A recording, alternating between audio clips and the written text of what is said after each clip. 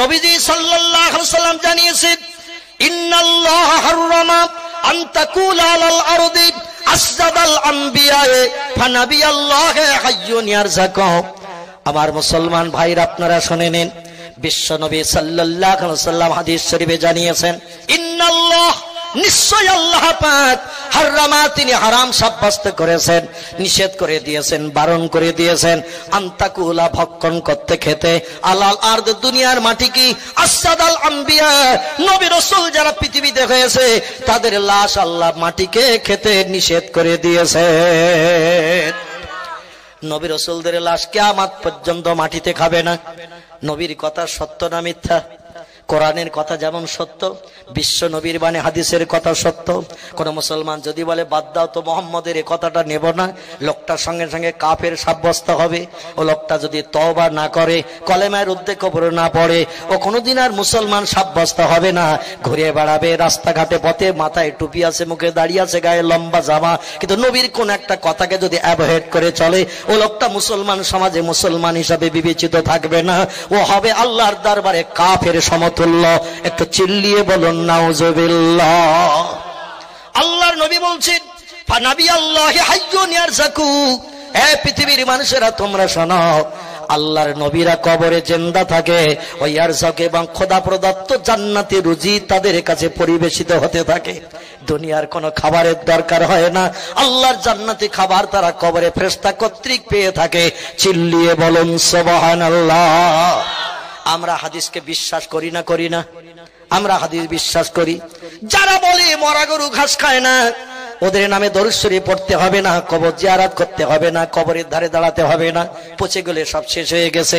আসলে ওদের কোনো প্রয়োজন দরকার নাই, ওরাই স্বয়ং সম্পন্ন হয়ে আছে, ওদের দরকার নেই। আমাদের থলি কিছু খালি আছে, তা আমরা কিছু পাওয়ার জন্য যাই, ঠিক কিনা? আমাদের থলি কিছু খালি আছে, আমরা পাওয়ার জন্য যাই। বন্ধুগণ, তবে তাদের তত্ত্বটা একেবারে ভুল নয়। তাদের তত্ত্বটা মগল ধোলাই করা তত্ত্ব, বাস্তবিক কিছু সময়ের জন্য আমরা মেনে নিতে পারি। তার কারণ হলো, গরু আর মানুষ দুটি জাতি কি এক নাকি? গরু আর মানুষ দুটি জাতি এক? গরুর শিং কটা আর মানুষের শিং কটা? গরুর পা কটা, মানুষের পা কটা? তাহলে গরু আর মানুষ এক। গরুর লেজ কটা, মানুষের লেজ কটা? নেই। গরু খায় খড় বিছলি ঘাস, মানুষ খায় ভাত মাছ, ঠিক কি না? তাহলে গরু আর মানুষ দুটি জাতি এক নাকি?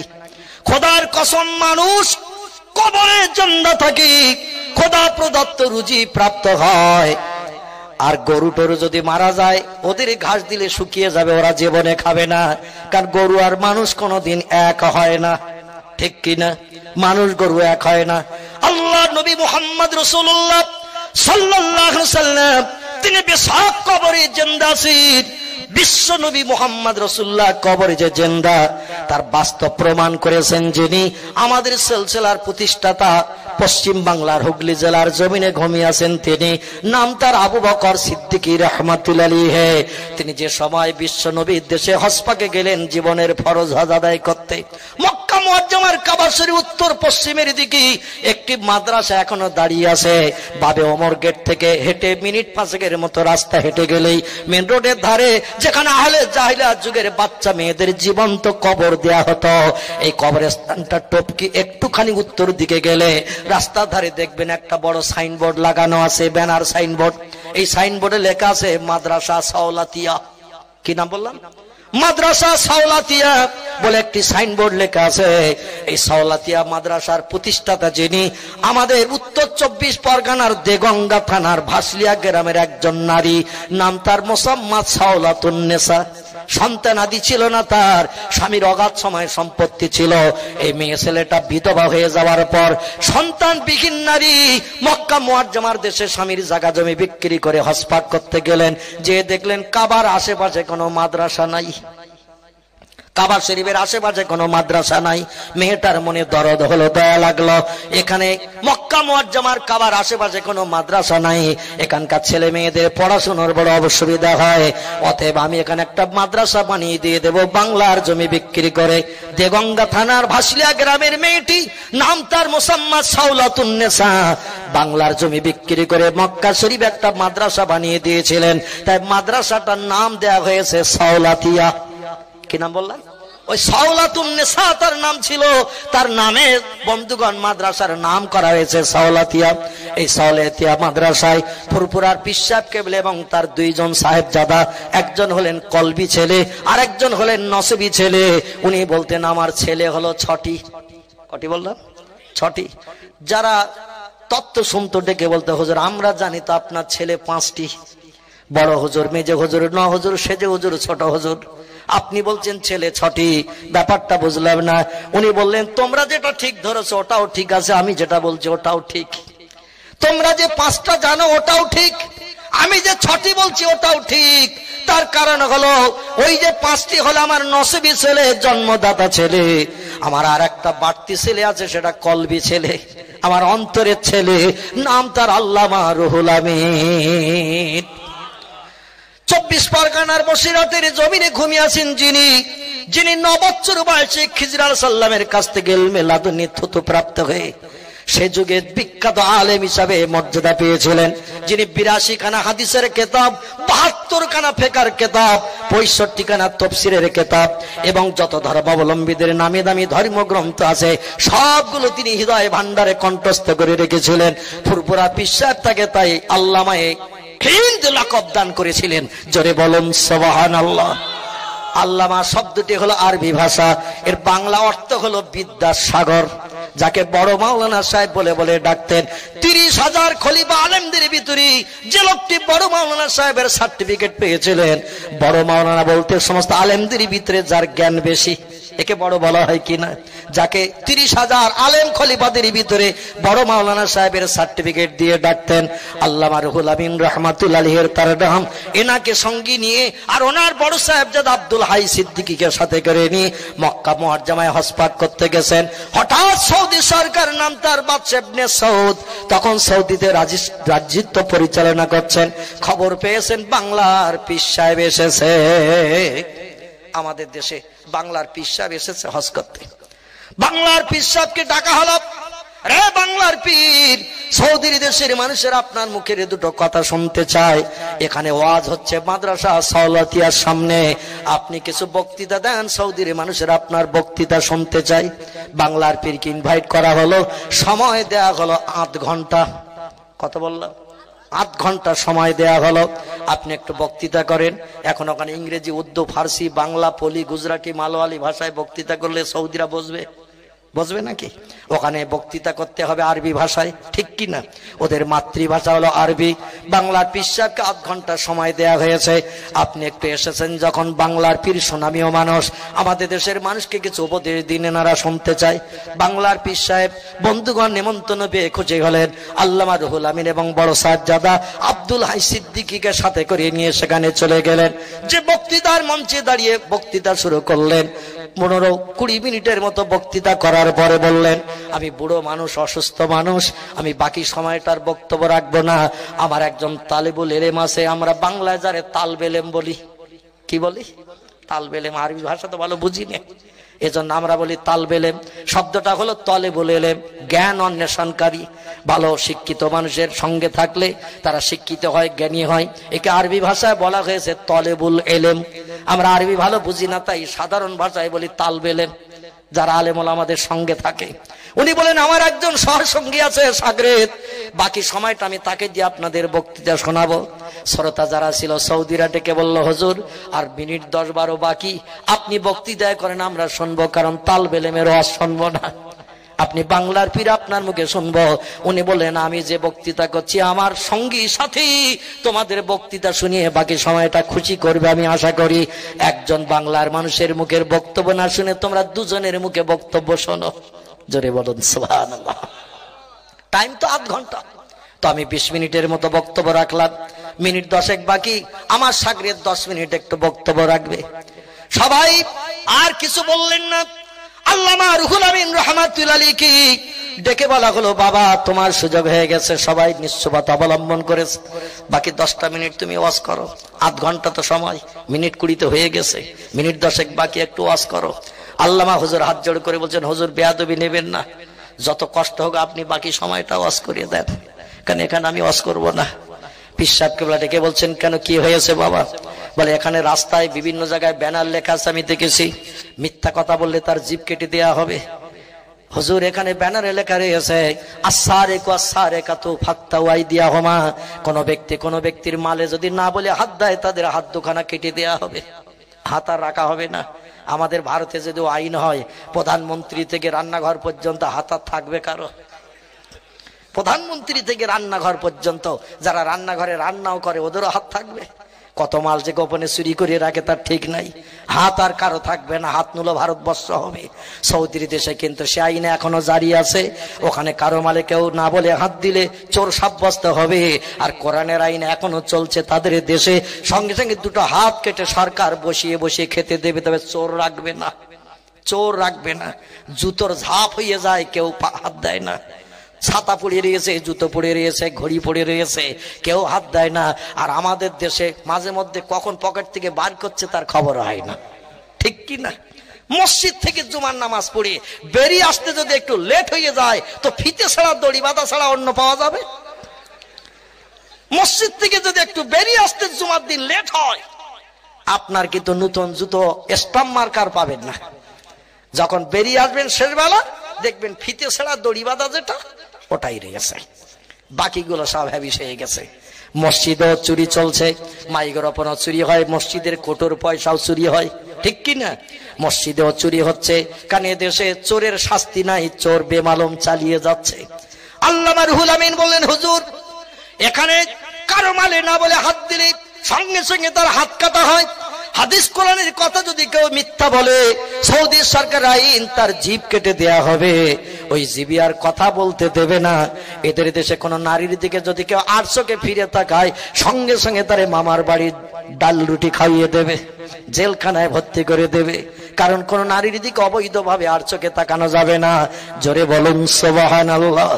এখানে যদি কেউ ব্যভিচার করে আর জানিয়াত জানি ফাজলুদু কুল্লু ওয়াহিদুম মিনহুমা মিআতা জালদা, আল্লাহর কোরআনে জানিয়ে দেয়া হয়ে গেছে যদি কোনো অবিবাহিত নারী পুরুষ এখানে ব্যভিচার করে বসে, জীবনের চরিত্রে বিনিময় করে বসে, তাহলে 100 ঘা করে বেত্রাঘাত ওই যুবক যুবতী দেওয়া হবে। তাতে মূল্য কি বাঁচলো দেখার দরকার হবে না। আর বিবাহিত নারী পুরুষ যদি ব্যভিচার করে, চরিত্র নষ্ট করে, কোমর সমান মাটি খুঁড়ে গর্ত করে তারে পুঁতে বাকি দেহটা উপরে রেখে পাথর মেরে মেরে তার প্রাণনাশ করা হবে। তাহলে কেউ কারো হাত ওখানে ধরবে নাকি?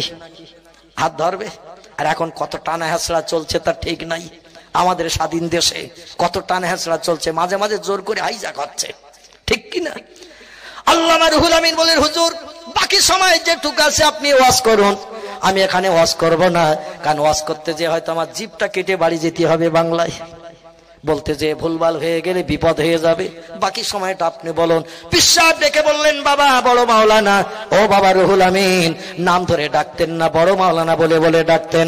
আমি তোমার পিসাব আছি, দোয়া করছি বাবা তুমি চোখ বুজিয়ে ওয়াজ করো, মনে করো তুমি বাংলায় ওয়াজ করছো, আরবে নয়। জোরে বলুন সুবহানাল্লাহ। আমি অসুস্থ মানুষ, বাকি সময়টা আর পাচ্ছি না। ইচ্ছা করলে আমি বাকি সময়টা ওয়াজ করে দিতে পারি, তবে এদেশের মানুষকে দেখাবো পীর যেমন সাগরেদও তেমন। জোরে বলুন সুবহান। সাগরেদের ওয়াজ শুনিয়ে পীর কেমন এদেশের মানুষকে আমি যাচাই করাবো। কিছু মানুষ আছে তারা পীর মানে না, ঠিক কি না?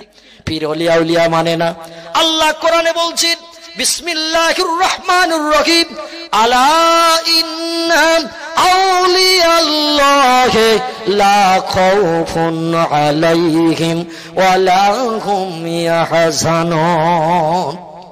আল্লাহ কোরআনে জানিয়ে দিলেন অবশ্যই আমার সঙ্গে যারা দোস্তি করলো, আমার সঙ্গে যারা বন্ধুত্ব করলো, লা খাউফুন আলাইহিম, বিপদে মুসিবতে তাদের কোনো ভয় নাই, ওয়ালা হুম ইয়াহজানুন, রাতের অন্ধকারে ঘুম কামাই করো, চিন্তা করার দরকার নাই। আমার সঙ্গে যারা দোস্তি করেছে, বন্ধুত্ব করেছে, আমার হুকুম তামিল করে যারা জীবন আদর্শ গঠন করেছে, আমি আল্লাহ তাদের সব জায়গায় সাহায্য করব। একটু চিল্লিয়ে বলা যাবে কি সুবহানাল্লাহ।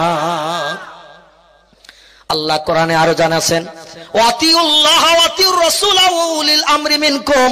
আল্লাহ বলেন আমার কোরআনের বিধানকে তোমরা মানো, আমার নবীর জীবন আদর্শ তোমরা মেনে চলো, এবং উলিল আমরি মিনকুম, তোমাদের ভিতরে উদ্যতন ব্যক্তি যারা, শরীয়তের পূর্ণ জ্ঞানী যারা, নবী আম্বিয়া এখন আর পৃথিবীতে নাই, নবীর কাজ যারা করবে তারা হলো ওলামায়ে উম্মত। জোরে বলুন সুবহানাল্লাহ। আল্লাহ নবী জানিয়েছেন আল উলামা ওয়ারাসাতুল আম্বিয়া, আমার পরে আর কোন নবী পৃথিবীতে আসবে না। নবীর কাজ যারা করবে তারা হলো উলামায়ে উম্মত। এরা কিয়ামতের মাঠে বনি ইসরাইল কওমের নবীদের থেকেও মর্যাদা পাবে বেশি। একটু জোরে বলা যাবে না সুবহানাল্লাহ?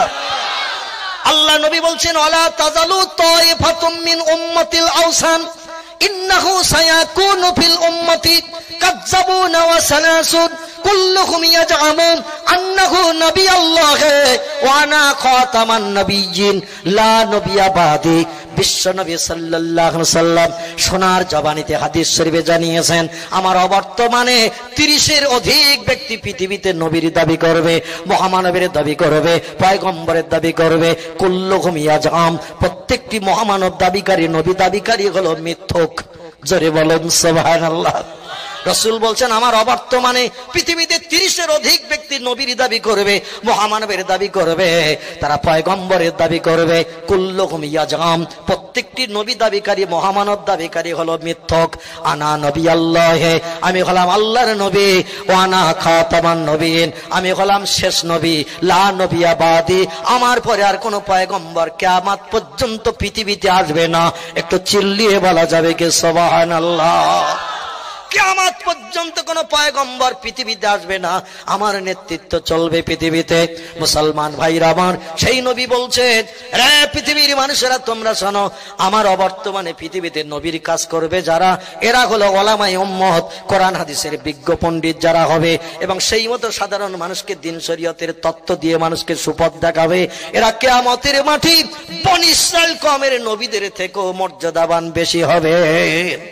মুসা নবী, দাউদ নবী, ইয়াকুব নবী, ইউসুফ নবী, হুদ নবী, লূত নবীর থেকে আমার উম্মতেরা বেশি বেশি হাসরে মর্যাদা পাবে।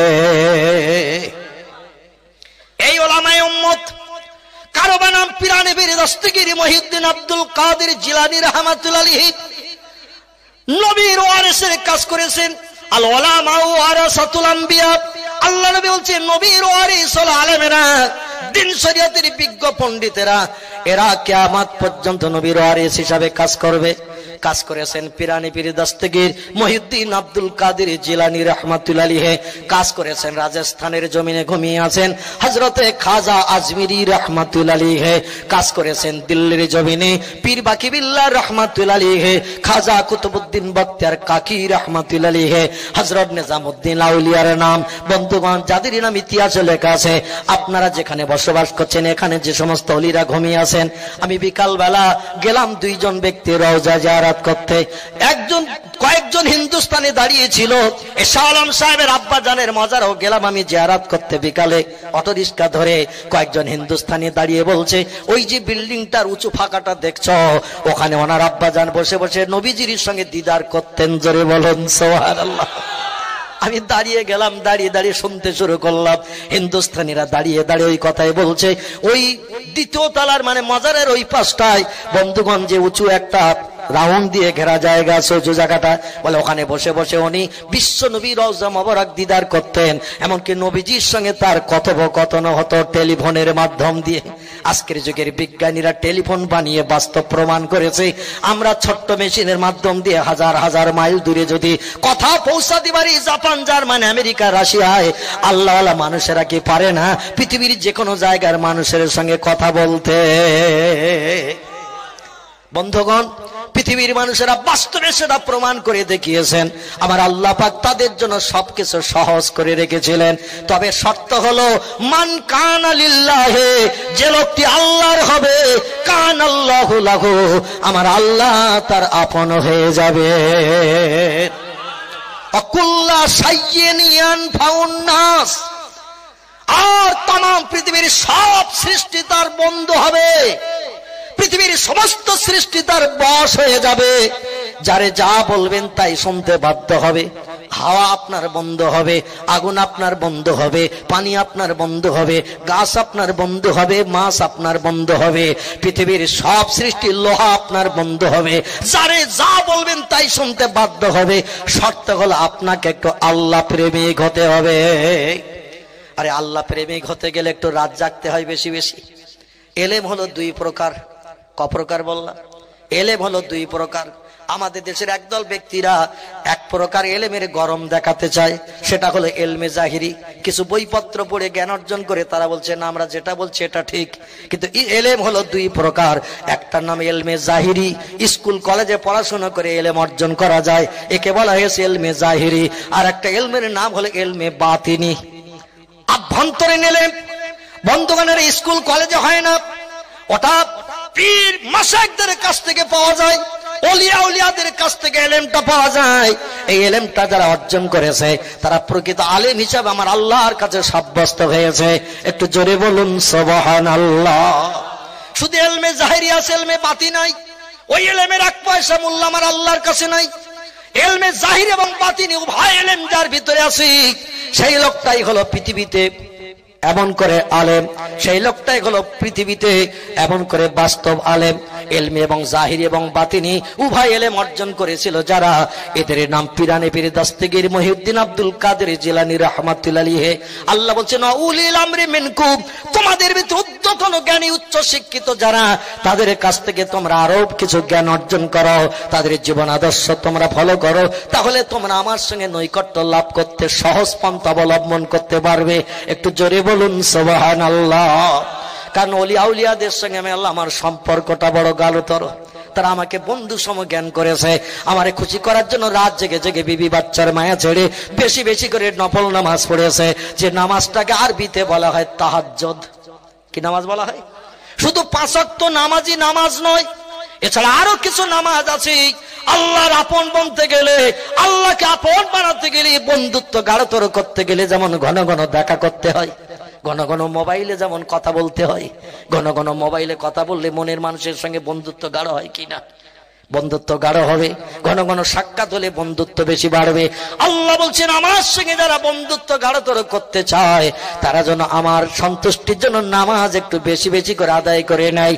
এই নামাজ শুধু 5 ওয়াক্ত নামাজ নয়, এটা হলো খোদার ফরজ হুকুম, অবশ্য কর্তব্য তো করতেই হবে। তাছাড়া আমার সঙ্গে বন্ধুত্ব গাঢ়তর করতে গেলে তাহাজ্জুদ পড়তে হবে, ইশরাক পড়তে হবে, চাস্ত পড়তে হবে, আওয়াবিন পড়তে হবে। আমাদের দেশে ওদের ভিতরে ও সব কিছু মাল মশলা নাই, বরং কাটছাট যত করা যায় তত ভালো, ঠিক কিনা? তারাবি নামাজ 20 রাকাত পড়তে হবে না 12 রাকাত পড়ো, কারণ অত পড়ার দরকার নাই।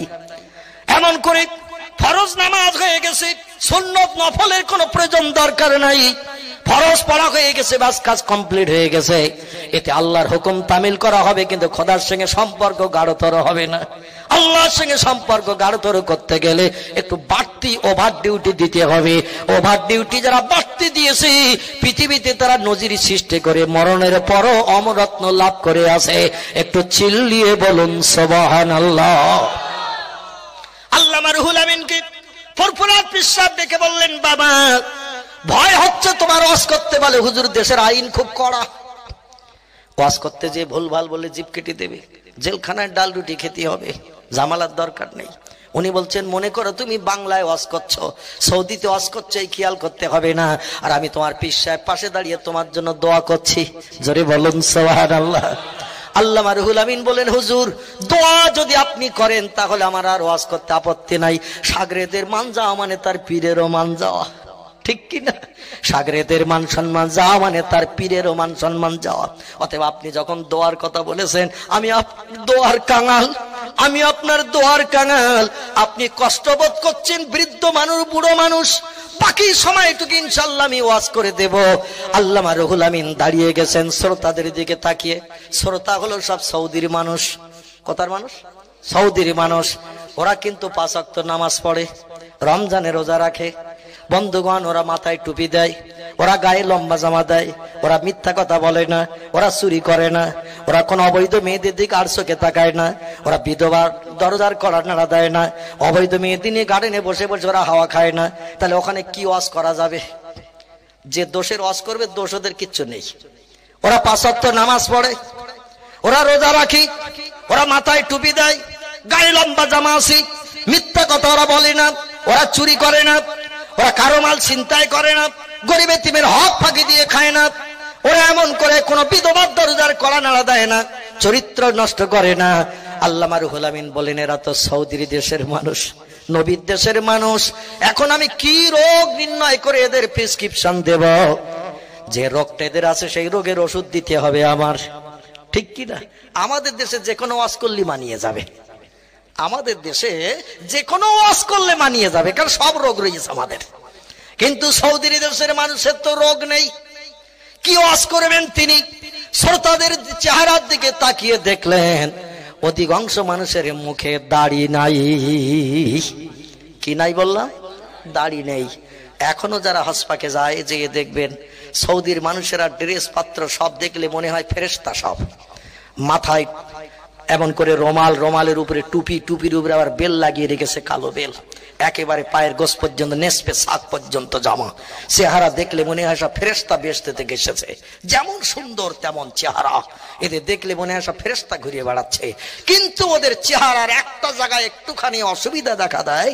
আমরা বাংলার মানুষেরা যেটা বিশ্বনবীর আদর্শ একটা খুব ভালোবাসি, সেটি হলো ওরা দাড়ি রাখে, তবে একটু ছোট ছোট করে কেটে রাখে।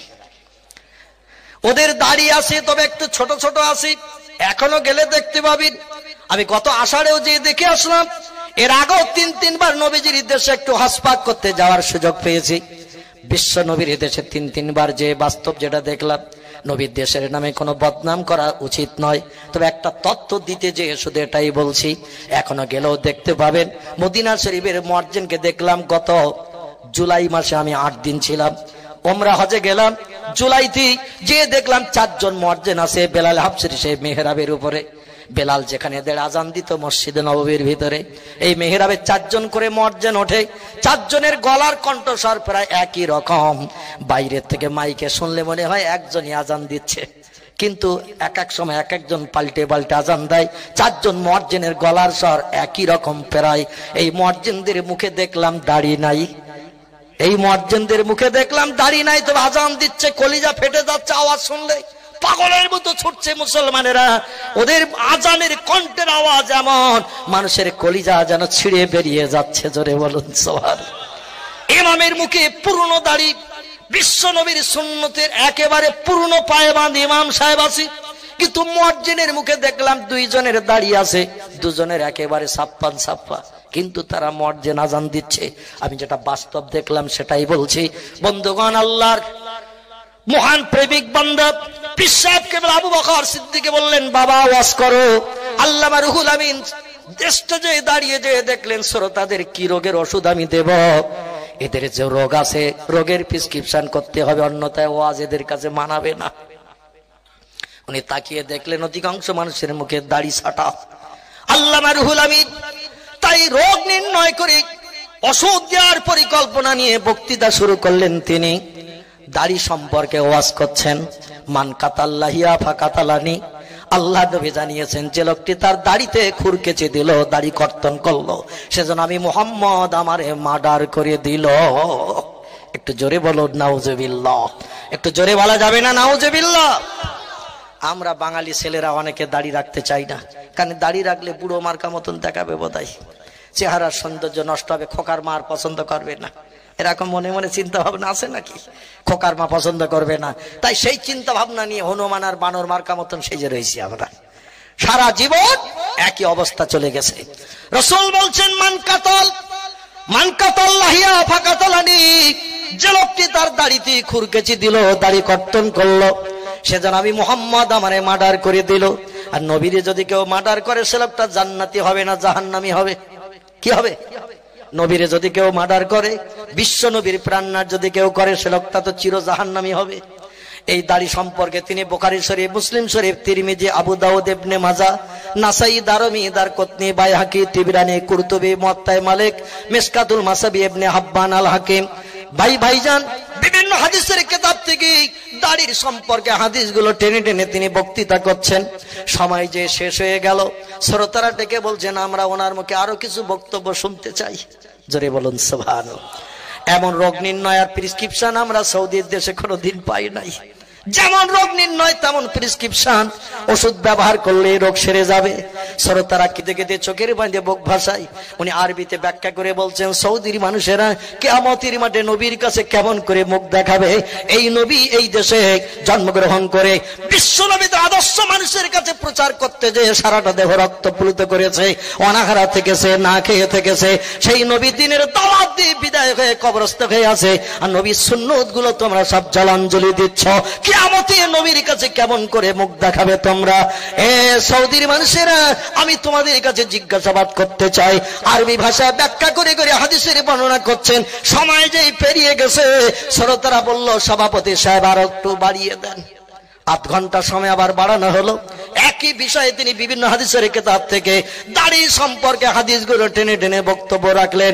আবার সময় পেরিয়ে গেল, শ্রোতারা বলল আরো কিছু বক্তব্য শুনবো আমরা ওনার মুখে। বন্ধুগণ, আবার সময় 1 ঘন্টা বেড়ে গেল। 3.5 ঘন্টার মতো 40টি দাড়ির সম্পর্কে হাদিস এবং হাদিসের ব্যাখ্যা করে সৌদিদের চোখের পানিতে জামা কাপড় ভিজিয়ে দিয়েছিলেন। চিল্লিয়ে বলুন সুবহানাল্লাহ। বিভিন্ন হাদিসের কিতাব থেকে 40টি হাদিসের কিতাব থেকে দাড়ি সম্পর্কে 40টি হাদিস বর্ণনা করলেন, আর তার ব্যাখ্যা করে সৌদির মানুষের কলিজা ভেজিয়ে দিয়ে দিলেন। শ্রোতারা বলল, আমাদের এখন আক্ষেপ আছে, আরো কিছু বক্তব্য ওনার কাছ থেকে শুনলে খুশি হতাম, তবে ওনার চেহারার দিকে দেখে আমরা আর দাবি করতে পারছি না, কারণ ওই ছেলেটা ওয়াজ করতে করতে ঘেমে জারে জারে হয়ে গেছে। বক্তব্য 3 ঘন্টার উপরে হয়ে গেছে। সৌদির কাছে সৌদির মানুষেরা দরখাস্ত করে চিঠি লিখে পাঠালো, পীর সাহেবের সাগরের যদি এই রকম হয়, না জানি তার পীরের ভিতরে মাল মশলা কত আছে। যার সাগরেদের ভিতরে মাল মশলা এত, না জানি তার পীরের ভিতরে মাল মশলা কত। আজকের আমাদের জানতে আর কোনো অসুবিধা থাকলো না। জোরে বলুন সুবহানাল্লাহ। বাদশাহ বিন সৌদের কাছে দরখাস্ত করা হলো, বাংলার পীরকে কিছু দিয়ে খুশি করুন।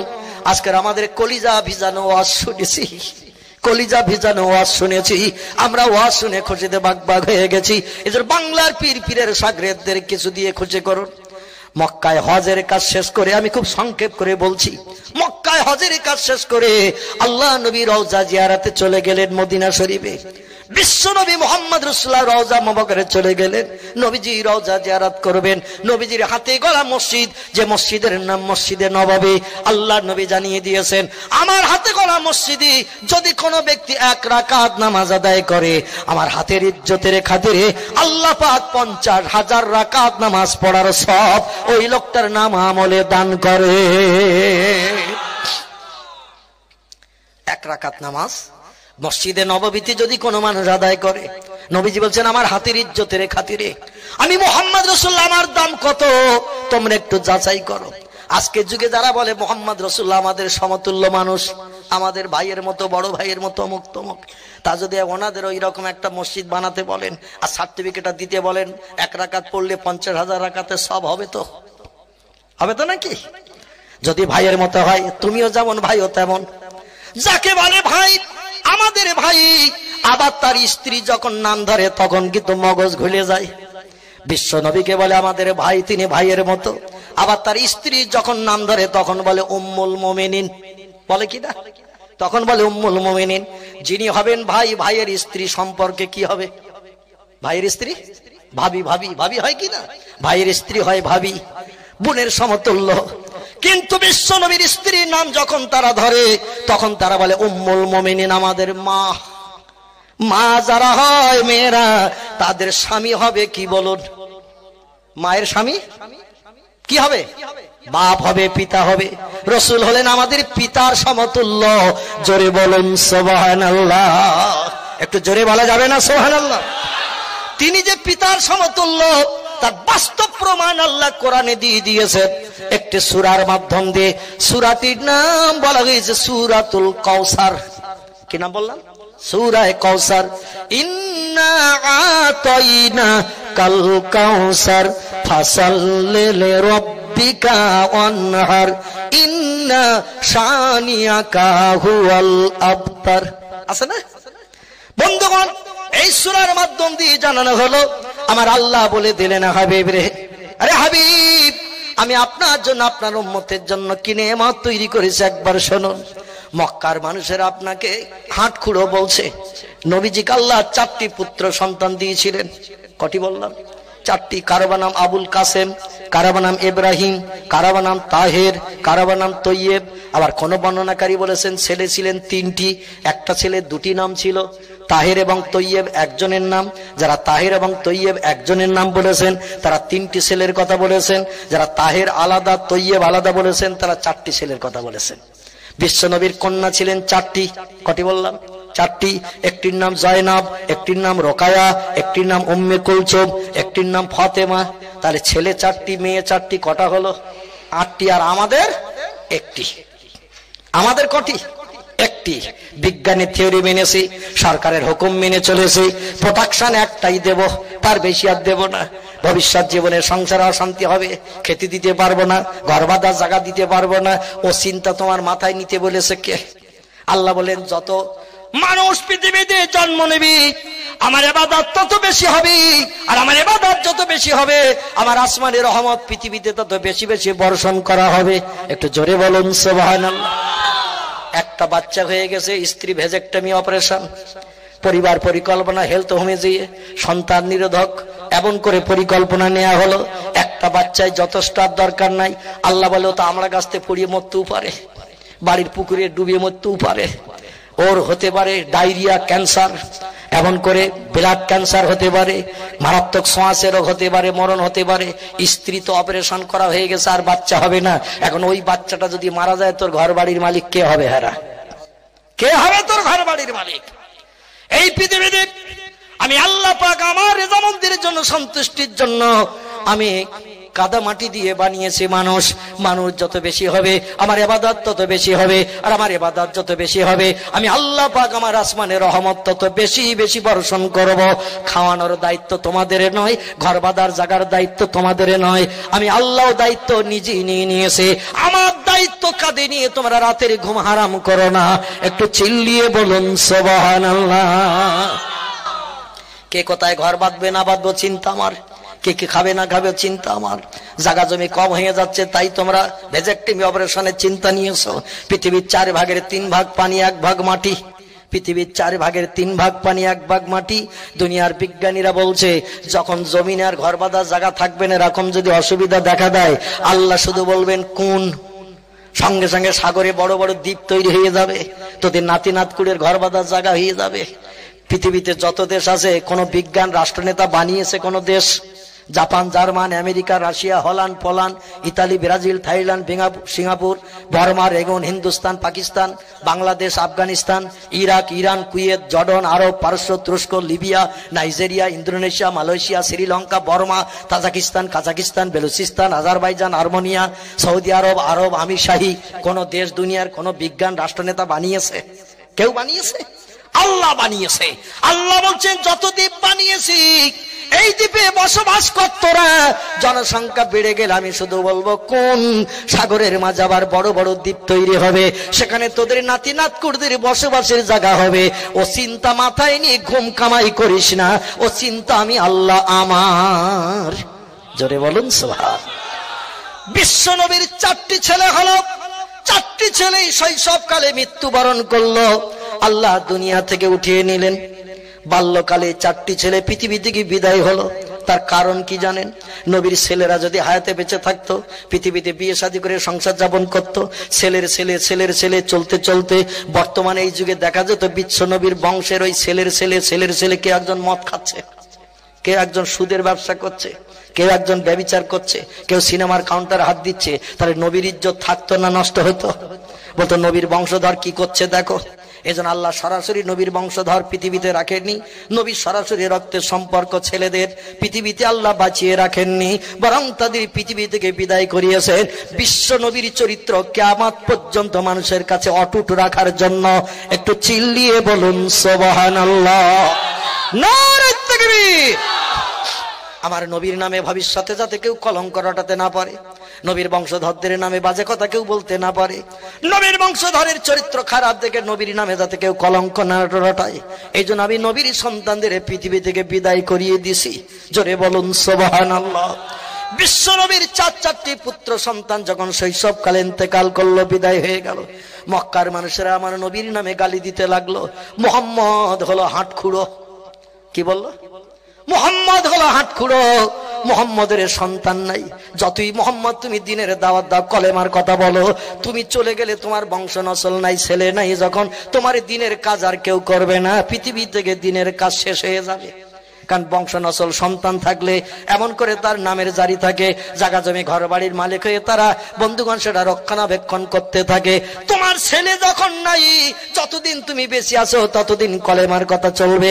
তুমি মারা গেলে তোমার যখন সন্তান নাই, ছেলে নাই, যখন তোমার এই ধর্মের কথা পৃথিবীর মানুষের কাছে জারি করবে কে? আল্লাহর নবী ওদের কথা শুনে বড় দুঃখ পেলেন, ব্যথা পেলেন। আমার আল্লাহ বিশ্ব নবীকে সান্ত্বনা দেওয়ার জন্য সূরা কাউসার দান করে দিয়ে দিলেন, ইন্না আতাইনাকাল কাউসার ফাসাল্লি লিরাব্বিকা ওয়ানহার ইন্না শানিয়াকা হুয়াল আবতার। জোরে বলুন সুবহানাল্লাহ। আল্লাহ ডেকে বললেন, হাবিব, নিশ্চয় আমি আল্লাহ পাক আপনার এবং আপনার উম্মতের জন্য একটা খাস তোহফা আপনার উম্মতের জন্য তৈরি করে রেখেছে। রে হাবিব, আপনার সন্তান নাই বলে এদেশের মানুষেরা আপনার নামে গালি দিচ্ছে, আপনার নামে বিভিন্ন মন্তব্য করে আপনার হৃদয় এমন করে ব্যথা দুঃখ দিতে চাইছে। তবে আপনি শুনে নেন, জেনে রেখে দেন, আমি আল্লাহ পাক আপনার এবং আপনার উম্মতের জন্য একটা স্পেশাল নেয়ামত তৈরি করে রেখেছি, যেটা কোনো নবীর উম্মতরা পেতে পারেনি, আপনার শত্রুরা পেতে পারবে না। সেই নেয়ামতটির নাম হলো আবে হায়াত, আবে কাউসার, সালসাবিল। একটু চিল্লিয়ে বলুন সুবহানাল্লাহ। বেহেশতের ভিতরে আমি স্পেশাল একটা পানির নহরও বানিয়ে রেখেছি, যে পানির নহরের পানিটা দুধের থেকে সাদা, মধুর থেকে মিষ্ট। এ পানি যদি আপনার কোন উম্মত পান করে, হাজার হাজার বছর তাদের আর কোনো পিপাসা লাগবে না, কলিজার সব পিপাসা দূর হয়ে যাবে। এ পানিটা কেবল আপনার উম্মতের জন্য বরাদ্দ করেছে। ইন্না আতাইনাকাল কাউসার, আমি আল্লাহ আপনার উম্মতের জন্য কাউসার নামক একটা নহরের পানির ব্যবস্থা করে রেখেছি, যেটা কোন নবীর উম্মতরা পাবে না। চিল্লিয়ে বলুন সুবহানাল্লাহ। হে হাবিব, সে আবে হায়াত, আবে কাউসারের পানি আপনি আপনার উম্মতরা পাবেন। সেই জন্য আপনার প্রভুর নামে ফাসাল্লি লিরাব্বিকা ওয়ানহার, আপনার প্রভুকে খুশি করার জন্য একটু নামাজ আদায় করুন। ফাসাল্লি, একটু নামাজ আদায় করুন, ওয়ানহার, এবং একটু রক্ত প্রবাহিত করে, টাকা খরচ করে, রক্ত প্রবাহিত করে একটু কোরবানি করুন। আমার আল্লাহ পাক, আমি আল্লাহ অর্থ খরচের বিনিময়ে আপনার ইবাদতটা পছন্দ করে থাকি। কোরবানি করুন, নহর করুন, আমি আল্লাহ ওটা পছন্দ করে থাকি। আর শুনে নিন, আপনার নামে যারা বদনাম দিচ্ছে, মোহাম্মদ হাঁটখুড়ো, ছেলে টেলে কিছু নাই, মোহাম্মদ যতই কলেমার কথা বলুক, মোহাম্মদ মারা গেলে কলেমার আর জারি থাকবে না। আমি আল্লাহ তাদের সম্পর্কে তথ্য দিলাম, আপনি বলে দিন ওদের, ইন্না শানিয়াকা হুয়াল আবতার। যারাই আপনাকে হাঁটখুড়ো বলছে, ওরাই হলো আসলে হাঁটখুড়ো। জোরে বলুন সুবহানাল্লাহ। রে হাবিব, রে হাবিব, ওরাই হলো আসলে হাঁটখুড়ো। ওরাই পৃথিবীতে যদিও সন্তানের পিতা হোক, যদিও সন্তানের পিতা ওরা আছে, কিয়ামতের মাঠে ওদের সন্তানেরা কেউ ওদের কাজে লাগবে না। যাদের সন্তানাদি আছে, ছেলে আছে, ওরা ছেলের গর্ব করছে, ওদের ছেলেরা কেউ হাসরের মাঠে কাজে লাগবে না। বরং পৃথিবীতে যত মানুষ আপনার নেতৃত্ব মানবে, আপনার উম্মতগিরি করবে, তারাই আপনার সন্তান হিসাবে কিয়ামতের মাঠে মর্যাদা পাবে। একটু জোরে বলুন সুবহানাল্লাহ। পৃথিবীতে আপনার নেতৃত্ব মানবে যারা, আপনার আদর্শ বাস্তব জীবনে রূপায়ণ করবে যারা, হাসরের মাঠে তারাই আপনার সন্তানের মর্যাদা পাবে।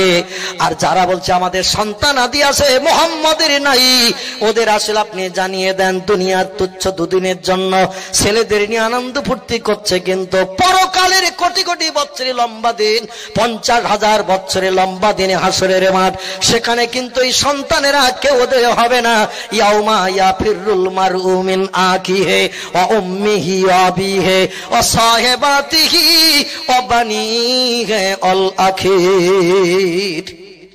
আল্লাহর কোরআন বলছে, কিয়ামতের মাঠ, হাসরের মাঠ যেদিন হবে, সেদিন স্ত্রী স্বামীকে চিনবে না, স্বামী স্ত্রীকে চিনবে না, বাপ ছেলেকে চিনবে না, ছেলে বাপকে চিনবে না, মা মেয়ের কাছে পরিচয় দেবে না, মেয়ে মায়ের সঙ্গে কোনো সম্পর্ক রাখবে না।